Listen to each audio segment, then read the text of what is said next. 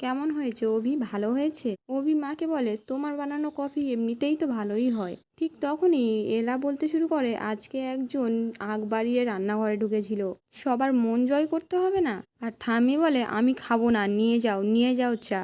তখনই ছুটি সবাইকে হাত জোর করে বলতে থাকে, আমাকে ক্ষমা করে দেবেন, আমার জন্য সবার সকালটা খারাপ হয়ে গেল, কিন্তু আমি খারাপ চেয়ে কিছু করতে চাইনি। গল্পের শুরুতে দেখা যায় অভি ছুটিকে বলে, কি হলো, শুয়ে পড়ুন, চাদরটা মুড়ি দিয়ে শুয়ে পড়ুন। তখনই ছুটি মনে মনে বলতে থাকে, শোবো, ঠিক হবে? লোকটা খারাপ না বলো ঠাকুর, উফ, ভয় অস্বস্তি সবই আমার মধ্যে হচ্ছে। তখনই অভি ছুটিকে বলে, ভয় নেই, ঘাড়ের ওপরে আমি চেপে বসবো না। এমনিতেই আপনি আমার ক্যারেক্টার নিয়ে যা যা বলেছেন তার থেকে বেশি ভেবেছেন, এবার যদি এটা নিয়ে বেশি বাড়াবাড়ি করেন না, এবার কিন্তু আমার মাথাটা সত্যিই খারাপ হয়ে যাবে। আর নিশ্চয়ই জানেন আপনি আমি রেগে গেলে কি কি করতে পারি। মাথা গরম করে রেগে গিয়ে বিয়েটাই করে ফেললাম, তাহলে ভাবুন। ঘুমিয়ে পড়ুন বলে অভি শুয়ে পড়ে। ঠিক তখনই ঝুমকি দরজার আড়াল থেকে ছুটিকে ফোন করে মনে মনে বলতে থাকে, ঠিক দুজনে ঘরের মধ্যে ঢুকে গেল, আর এখন বুঝি ফুলসজ্জা করছে। এই ঝুমকিকে সাইড করে ছুটির সাথে ফুলসজ্জা করবে? না না, এটা হতেই পারে না, যতক্ষণ না ফোন তুলবে আমি ফোন করেই যাব। এই বলে ঝুমকি বারবার ভিডিও কল করতে থাকে ছুটির কাছে। অন্যদিকে ছুটি মনে মনে বলতে থাকে, না না, আলাদা বিছানা হয়েছে জানতে পারলে তো ঝুমকি সাপের 5 পা দেখে ফেলবে। এই বলে ছুটি লাফিয়ে খাটের মধ্যে উঠে যায়। তখনই অভি চমকে উঠে বলে, আপনি খাটের মধ্যে উঠলেন কেন? আমি কিন্তু নিচে নেমে যাব। ঠিক তখনই ছুটি ঝুমকির ফোনটা তুলে বলে, হ্যাঁ ঝুমকি বল। ঠিক তখনই অভি ছুটিকে জড়িয়ে ধরে বলে, আজকে না আমাদের ফুলসজ্জা, তুমি ফোন টোন তুলছো কেন? ফোনটা রাখো বলেই ঝুমকির ফোনটা কেটে দিল অভি। এদিকে তো ঝুমকি রেগে লাল হয়ে যাচ্ছে। এদিকে ঝুমকি রেগে গিয়ে বলতে থাকে, আজ রাত্রে যদি তোর হয় অভি, তাহলে প্রতিটা দিন আমার, প্রতিটা রাত আমার হবে কাল থেকে, শুধুমাত্র ঝুমকিরই হবে। এদিকে ছুটি অভিকে বলে, কি ঠিকঠাক ম্যানেজ করতে পারলাম তো? আর অভি বলে, ফোনটা যদি বা আপনি নাই বা ধরতেন, কি মহাভারতটা অশুদ্ধ হতো, তবু তো সময়টা বাঁচতো। ছুটি বলে, ঠিকই তো, কেনই বা আমি ফোনটা ধরতে গেলাম? অভি বলে, ঠিকই তো, কি হয়েছে জানেন তো? আপনার ওই ব্রেনের সেলে না সাপ্লাই আর ব্রেনের ডিমান্ডের ইকুয়েশনটা ঠিক ক্লিয়ার নেই। ভাবুন, এই বিষয়টা নিয়ে ভাবুন, সারা রাত সময় আছে, ভাবুন। এই বলে অভি শুয়ে পড়ে। এই শুনুন, আজকে না আমি প্রচণ্ড ক্লান্ত হয়ে গেছি, তাই আর কিছু বললাম না, কিন্তু এরপর থেকে না প্রতিটা অপমানের আমি শেষ দেখেই ছাড়বো। উফ বাবা, কি ঘরটা ঠান্ডা করে দিয়েছে একেবারে, পেঙ্গুইন কোথাকার একটা। এই বলে ছুটি শুয়ে পড়ে, আর কিছুক্ষণ পরে থেকেই কাঁপতে শুরু করে ঠান্ডায়।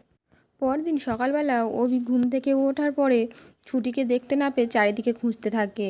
কোথাও খুঁজে না পেয়ে ও ছুটি ছুটি করে ডাকতে থাকে। তখনই ছুটি খাটের তলা থেকে সাড়া দেয়।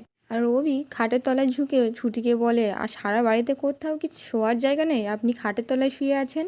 এই বলে অভি ছুটিকে বিছানা ধরে টানতে টানতে খাটের তলা থেকে বের করে নেয়। আর ছুটিকে বলে, আপনি কি নর্মাল কিছু করতে পারেন না? আপনি কি এই 1 বছর ধরে এরকমই কাজ করে যাবেন? আর ছুটি অভিকে বলে, আপনি কি সাধারণ মানুষের মধ্যেই পড়েন? আপনি তো এরকমের মধ্যেই পড়েন না। হঠাৎ করে ছুটি দেখতে পায় যে রোদ্দুর উঠে গেছে। তখনই বলে, যা বাবা, রোদ উঠে গেল পুরোপুরি? তখন অভি বলে, তা রোদ্দুর তো উঠলেই তো পুরোপুরি উঠবে, তাই না? তখন ছুটি বলে, যা, বাড়ির লোক কি ভাববে বলুন তো, যে নতুন বউ এত বেলা করে উঠছে। তখন অভি ছুটিকে বলে, এটা তো আর অরিজিনাল বিয়ে নয়, এটা তো আপনি নাটক করছেন। তখন ছুটি মন খারাপ করে বলতে থাকে, হ্যাঁ সত্যিই তো, এটা তো আর আসল বিয়ে নয়। আমি তো ভুলিনি, আমার সব মনে আছে। এই বিয়েটা একটা তাসের ঘরের মতো, 1 বছর পর সব কিছু এলোমেলো হয়ে যাবে। তারপর আপনি আপনার রাস্তায় আর আমি আমার রাস্তায়। অন্যদিকে ঠাম্মি দরজার সামনে এসে দাঁড়িয়ে ছিল। তখনই অভি দেখতে পায় ঠাম্মিকে। ঠাম্মিকে দেখতে পেয়ে একটা গান চালিয়ে ছুটিকে বলে, একটা সকাল সকাল একটা রোমান্টিক গানে নাচ হয়ে যাক। এই বলে দুজনে নাচতে শুরু করে। আর ছুটি বলে, আপনার কি মাথা ব্যথা খারাপ হয়ে গেল? এদিকে ঠাম্মি মনে মনে বলতে থাকে, ছি ছি ছি, রায়বাড়ির সম্মানটুকু রাখলো না, ছি। ঠিক তখনই এসা ঠাম্মির পাশে থেকে এসে দাঁড়িয়ে ছবি তুলতে থাকে ফোনে। ঠিক তখনই ঠাম্মি ঘরের মধ্যে ঢুকে গিয়ে ছুটিকে টেনে হিঁচড়ে সামনে দাঁড় করিয়ে বলতে থাকে, আমার ইচ্ছে করছে তোমাকে একটা কষিয়ে চড় মারি। কি করেছো আমার দাদুভাইকে? কি জাদু করেছো আমার দাদুভাইকে? এবাড়ির মান সম্মান সব মাটিতে ধূলিসাৎ করে না দিলে তোমার শান্তি হচ্ছে না, তাই না? আর ছুটি বলে, আমি ইচ্ছে করে কিছু করিনি ঠাম্মি, ও তো বললো তাই। আর অভি ছুটিকে বলে, কি হয়েছেটা কি, কেন ক্ষমা চাইবে তুমি? ভালোবাসলে এমনটাই হয়, তাই না ঠাম্মি? ভালোবাসলে প্রেম হয়, প্রেম। অভি বলে, না না, এটা তো বললে হয় না, তুমি বারবার আমার উপর রেগে থাকবে, সেটা তো করলে হয় না, তাই না? এবার থেকে তুমি যতবার আমার উপর রেগে থাকবে আমি তোমাকে আদর করে মানিয়ে নেব। ঠিক তখনই ঠাম্মি রেগে গিয়ে অভিকে বলে, একদম আমার গায়ে হাত দেবে না, অসভ্য বেয়াদব ছেলে একটা। আর এসে তখনই ঠাম্মিকে বলে, ঠাম্মি চলো এখান থেকে ঘরে চলো। আর অভিকে বলে, তুই ঠাম্মির সঙ্গে ডান্স করছিস? ছি ছি, চলো ঠাম্মি এখান থেকে চলো। এই বলে ঠাম্মিকে নিয়ে এসা ঘরে চলে যায়। এদিকে এসা ঘরে এসে মনে মনে বলতে থাকে, এই মেয়েকে কি করে তাড়াতে হয় আমার খুব ভালো করেই জানা আছে। বলেই অভিরাজ ছুটির যে ছবি তুলেছিল সেগুলো ঝুমকিকে পাঠিয়ে দেয়। এই বলে এশাকে মেসেজ করতে থাকে, এশা দিদি ওই ঝুঁটিকে চোখে চোখে রেখো, ওই ছুটি কিন্তু খুব খতরনাক। ঠিক তখনই রমা আর রুদ্র ছদ্মবেশে ঝুমকির বাড়িতে চলে আসে আর এসে ঝুমকির কপালে পিস্তল ঠেকায়। ঝুমকি বলে, কে আপনারা? রমা বলে, এখনো চিনতে পারলে না কে আমরা? ফোনটা ধরছিলে না তাই আমরা দেখালাম আমরা কি কি করতে পারি। আসলে কি জানো তো, আজকাল না আমার দাদার ধৈর্যটা অনেকটাই কমে গেছে, তাই টুক করে যখন গুলিটা চালিয়ে দেবে তখনই টের পাবে। আর তখনই ঝুমকি বলে, আসলে আমি তো কাজ করছিলাম তাই তো ফোনটা রিসিভ করতে পারিনি। আর রমা বলে, তো ঠিক আছে, কাজ করছিলে তো কি হয়েছে, তাই বলে কি আমাদের খবরটা দিতে পারবে না? আমাদের খবরটা কে দেবে, পাশের বাড়ির কেউ?